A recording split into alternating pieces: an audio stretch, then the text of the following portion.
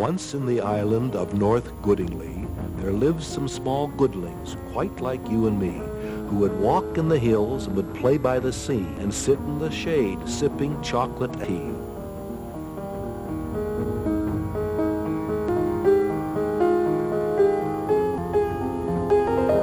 The goodlings, who treated all folks the same, kept one politician. Old Spree was his name, to shake hands at functions and to speak at their tea and occasionally kiss a few crying babies. One politician was more than enough, for goodlings cared little for politics stuff. The goodlings weren't their limit chat. They hired three brothers warlord for that. They spent no time thinking of defensive stuff. For an army, well, three was enough.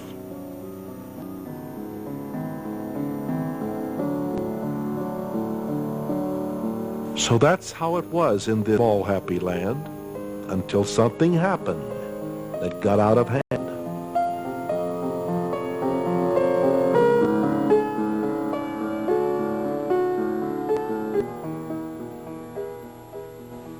One day, when the island lay quiet and still, and goodlings sat peacefully at Dingley Hill, from out of the east a large sea craft was seen by a small goodling child whose eyesight was keen. And when the craft landed, three quarglings came out. "We must see the governor," they said with a shout, "and the Joint Chief Staff before it's too late, for our message is urgent and it cannot wait." Each quarg wore a suit and a tie with a stripe, and they rather resembled the business quarg type. So as soon as they had freshened and had some tea, they were taken directly to Governor Spree. For 3 days they met at his house on Penn Street, and they didn't come out once, not even to eat. On the 4th day, a gigantic crowd had amassed, and they muttered and wondered how long it would last. By the 5th day, the meeting had worn on their nerves. By day 6, the old governor called out the reserves. The 7th at noon saw the doors wide and the whole secret groupling come out from inside. With stern-looking face and a cold, solemn stare, the governor spoke to the crowd standing there. "It seems we've some trouble," the governor said. "A fiendish invasion is coming, Red.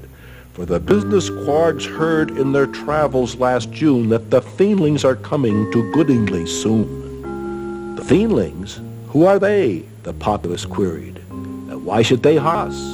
Why should we be worried?" Bald Arnold, a goodling of wisdom and age, spoke up then to advise as Goodingly's sage. "This notion of fiendlings and talk of defense don't mean a thing. It's some sort of pretense. We're not going to worry. We're safe as can be, for the fiends are no different than you or than me." "Ha!" cried the warlings. "Ha ha!" said Spree. "Ha ha ha!" croaked the business quargs three. "Just sit there and don't think of saving your ground, and there'll soon be no ground of your own to be found. For those fiendlings are clever. Crawling like a snake, they will come in the night, and by force they will take every inchling and footling, a parcel of land, from right under your nose and right out of your hand. They will enter vermin and grow like a mob. They will kidnap your children and destroy your job. With their tongue in your pockets, they'll pilfer your gold. They will sneak in your house and throw you in the cold. And then when it happened, you turn with a stare, and you'll never believe you'd been so unaware. And you'll cry to yourself in the cold morning dew, 'We wish we'd have done what told us to do.'" With that, they sat down, and the crowd hummed in fear. The fiendlings made just they'd soon be here. And even Bald Arnold, who seemed slightly scared, said, "I suppose it won't hurt to be somewhat prepared." "Oh, Governor, warlugs, or business quargs three, please tell us. It would be so helpful, you see. Just what we can do to protect life and kin when the invasion of fiendlings moves in." The governor smiled, and the warlugs did wink, while the business quargs nodded, pretending to think. And finally, followed by all of their eyes, the governor sneezed and then started to rise. And up to the stand, with a gleam in his eye, he cleared his old throat and then straightened his tie. "There's but one thing we can do," he said with a bow. "We must prepare for war and get started right now. We must heed the old warlogs and not be as mice, but hearken and follow their sagely advice." And what would that sagely advice for us be? It's the only sure manner to save you and me, the The only advice we can give that is sound is for all the good folks to dig holes in the ground. And every young family should sit in their hole to be safe and as snug as an under mole. For then you'll be safe and truly secure when the coming invasion moves in. We are sure. A hole? Asked the goodlings. A hole? Yes, a hole. We'll dig and be safe as a mole. For then we can hide when fighting begins, and safely we'll stay with our wives and our kins. So dig, cried the warlocks. Dig, dig, said old Spree. Dig, dig, dig, dig, dig, croaked the business quargs three. We'll sell you the shovel, holes in the ground, so you safely can hide when those fiends come. So, every good person, from greatest to least, bought shovels while watching so carefully east.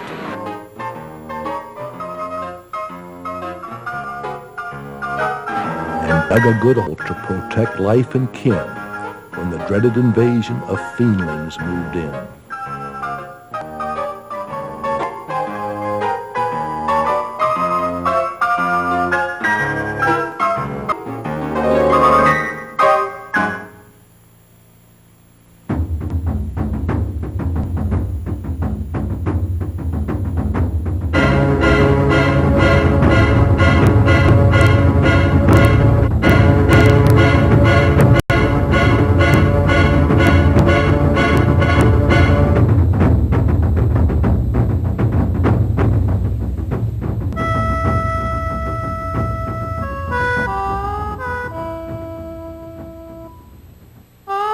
With all shovels bought, and with most the holes dug, the goodlings were feeling a little more snug. But they looked to the warlogs, who pretended to pace, and saw some concern upon each warlog face. "What's wrong?" asked the goodlings in the holes that they had made. "Have we not been saved by the arm and the spade? Why are you still pacing and in such deep thought? We are well protected this time, are we not?" "Don't mean to make trouble," the warlogs retorted, "but this secure feeling cannot be supported. We don't wish to scare you or act all too tough. On the whole, this poor defense just isn't enough. For if you crawl in there, the fiendlings can too, and then there's no way of telling just what they may do."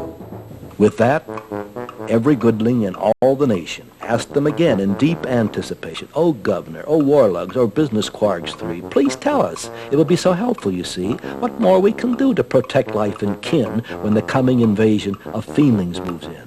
The governor smiled, and the warlogs did wink, while the business quargs nodded, pretending to think. Then finally, after some minutes of thought, the warlogs, appearing a little distraught, got up to the stand and they started to speak. "We must prepare more thoroughly starting this week. There's but one thing we can do, which seems to us sane. Beginning tomorrow, each goodling must train. We must be in good shape if we're going to win when the coming invasion of fiendlings moves in." "Train?" asked the goodlings, who often were loafers. "We'll train, and we'll be strong as gophers, and then we can beat this mysterious foe which has frightened our kinsmen and kinswomen so." "So train!" cried the warlocks. "Train, train," said old Spree. "Train, train, train, train, train," croaked the business quargs three.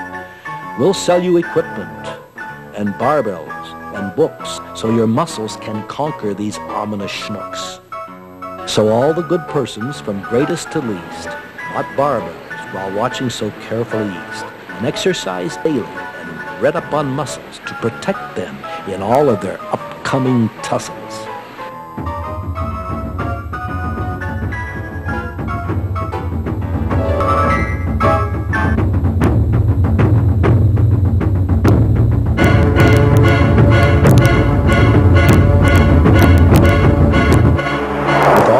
Strength in the holes that they had dug, the goodlings were feeling a little more smug. But the warlogs, who didn't seem too happy yet, were still pacing around with a look filled with fret. "What's wrong with us this time?" the goodlings all queried. "And why do you pace so?" again, looking worried. "And Governor Spree, sir, you too are in thought. We are well protected this time, are we not?" "I hate to make trouble again," said old Spree, "but your uttermost safety is important to me. I don't wish to scare you. Sometimes truth is tough. On the whole, this poor defense just isn't enough. For if you have muscles, the fiendlings might too. And then there's no way of telling just what they might do. We don't know much of them, and I could be wrong, but those monsters are probably monstrously strong. For what if they have teeth or claws or large tails, or stand tall as treelings or houses or whales? Item trouble, I'll say it again, but muscles and holes will not help us much then. There was not a peep in the crowd of goodlings as they stood there imagining terrible things. But finally, after considerable thought, the grouping reacted to what they'd been taught. "Oh, Governor, oh, Warlugs, oh, Business Quargs 3, please tell us. It would be so helpful, you see. What more we can do to protect life and kin when that coming invasion of fiendlings moves in." The governor winked, and the Warlugs did smile, while the Business Quargs nodded in thought for a while.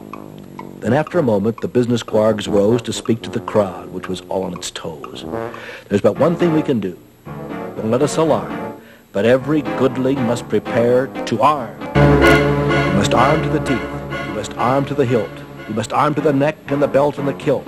You must each have strong weapons in whole and in hand to protect our dear isle when those cruel fiendlings land."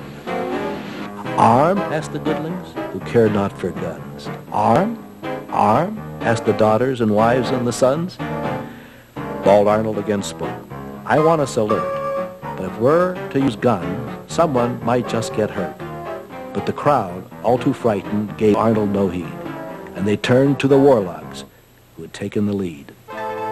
"So arm!" cried the Warlogs. "Arm, arm!" said Old Spree. "Arm, arm, arm, arm, arm!" croaked the Business Quargs 3. "We'll sell you enough guns with plenty to spare to kill those fiends over 10 times if you care." Bald Arnold replied, "Well, I don't know all stuff, but I'm sure that one time would be more than enough."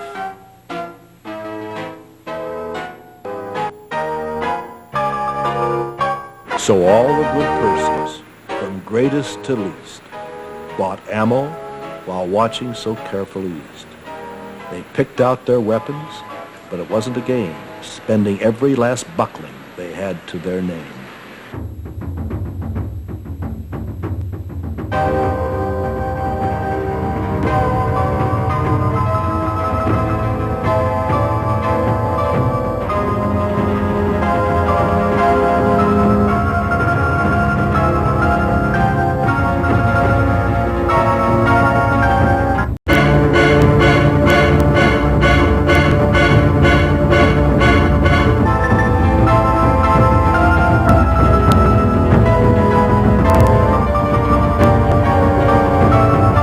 When it was over, the Business Quargs 3 said, "My friends, you're as safe now as safe can be."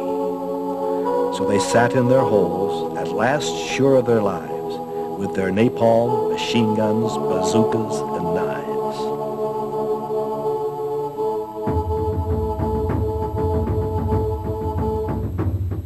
The goodlings had waited and wasted away through the dark of the night and the heat of the day when one little goodling, while sipping his tea, spotted a boat which was far out to sea.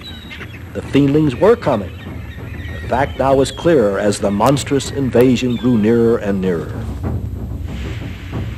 Down on the shore, the craft, finally landing, was seen by each goodling while cautiously standing with all weapons ready for the battle to start, and a lump in each throat, and a pound in each heart.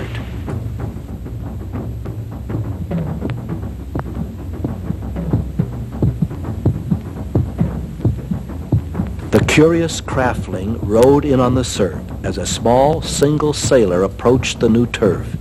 He hit the white beach and jumped out of his boat, put his hand to his mouth, and he then cleared his throat. "Hello," said the fiendling in uncertain tone. "Is there anyone here? Or am I all alone?" The silence was stopped by the governor's sneeze. "Come out here and speak to me soon, if you please." "A spy," cried the Warlocks. "A trick," said Old Spree. "But no, he looks frankly quite harmless to me," said Arnold, who now was quite used to their taunts. "I think we should go out and see what he wants, for he's only one and does not pose a threat. Let's go out and see what he wants of us yet." The goodlings conferred in a mood all too tense, for they could not be patient or stand the suspense. So they asked volunteers from their small, frightened nation to accompany Arnold's new truce delegation. but no one would go. And after some pause, they cut up a broom, and each goodling drew straws. And the 4 shortest straws inside each trembling hand told the 4 lucky elders to go serve their land. So they hugged their small families and kissed them goodbye as they went out to face the fierce foe with a sigh. Most of them thought they were soon to die. And they took up a flag to bring down to the sea with 5 white truce armbands, each marked with a T.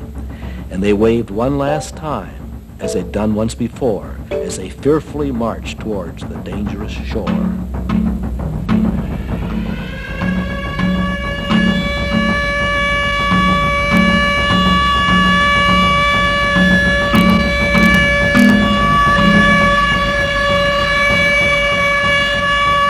As they silently walked, they were surprised to see that the fiend didn't look like the villainy which the warlugs presented and the business quarks preached as the imminent threat in the boat that had beached.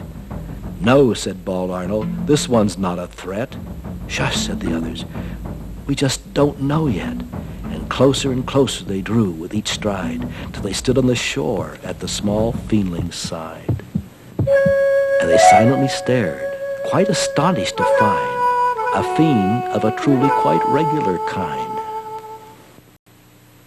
"No," said Bald Arnold in happy remorse, "this fiend's not a monster nor invasion force. Neither monster nor demon nor goblin nor ghoul nor warrior nor butcher nor enemy cruel. But a regular fellow like you and me. That's all this fiendling has turned out to be." And relieved, the goodlings all shared in one thought: a refund for all the junk that they brought. But the warlugs had vanished with Governor Spree, and no one could turn up the business quarks 3, for they had not been seen, so the story is told, since the last gun and barbell and shovel were sold.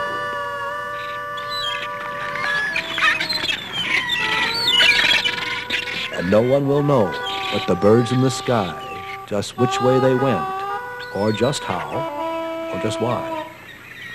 "Aren't you glad that they're gone?" said the fiend. "So am I."